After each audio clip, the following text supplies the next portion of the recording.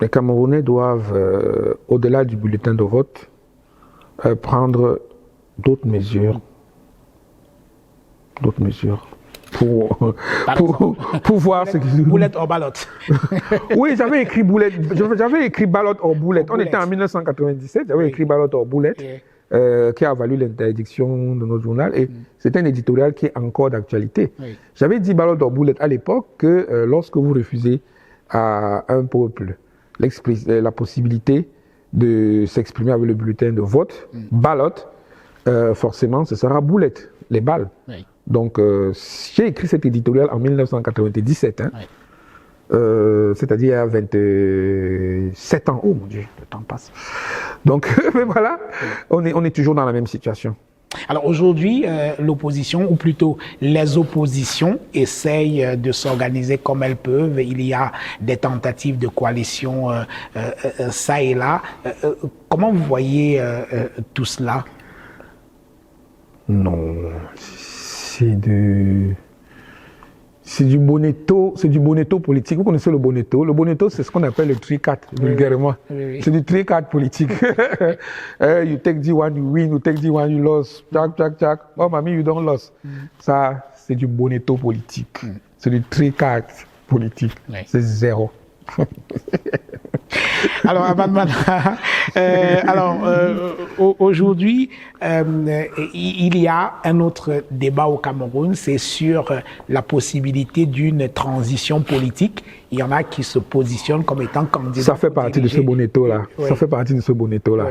Tout ça, c'est ce même jeu pour occuper l'espace, occuper les esprits. Je pense qu'il faut être focalisé sur l'essentiel. C'est le mode de départ du potentat. Oui.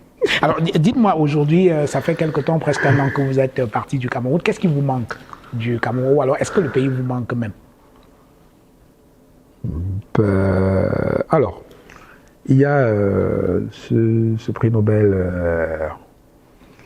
de littérature anglais, je perds son nom, qui est d'origine somalienne. Et il dit Nobody leaves home unless home is the mouth of a shark. Il dit, je traduis, personne ne quitte le chez lui, sauf si c'est la gueule d'un requin. Je parle d'un prix Nobel de littérature anglais, d'origine somalienne, qui est parti de Somalie depuis 40 ans, et qui est Nobel de littérature, qui vit à Londres dans les beaux quartiers. Et c'est lui qui a écrit ça. Personne ne quitte sa maison de gaieté de cœur, sauf si sa maison est la gueule d'un requin. Un requin. Dans le pays vous manque. J'ai dit ce que j'avais à dire. Alors, ça fait 35 ans que vous pratiquez le journalisme. Est-ce qu'aujourd'hui, si vous aviez à refaire votre trajectoire, vous choisirez toujours d'être journaliste ou alors vous changerez complètement?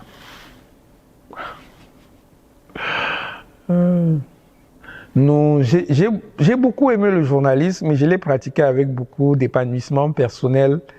Et je serais ingrat si je disais que je choisirais autre chose. Vous voyez? C'est-à-dire que le journalisme me dirait tu devrais avoir honte parce que je t'ai aimé, parce que je t'ai aimé, tu ne viens pas aussi maintenant.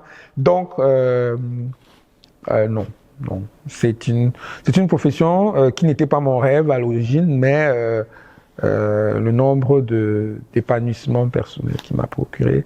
Et d'ailleurs, c'est la chose que je fais avec le plus de plaisir.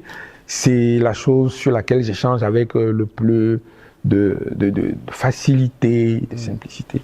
Je pense que c'est le métier qui correspond à ma personnalité, à ma profonde personnalité. Parce que c'est un métier qui me permet de sortir de moi-même. Parce qu'à l'origine, je suis quelqu'un de timide. Donc, j'ai besoin du journalisme pour sortir de moi-même.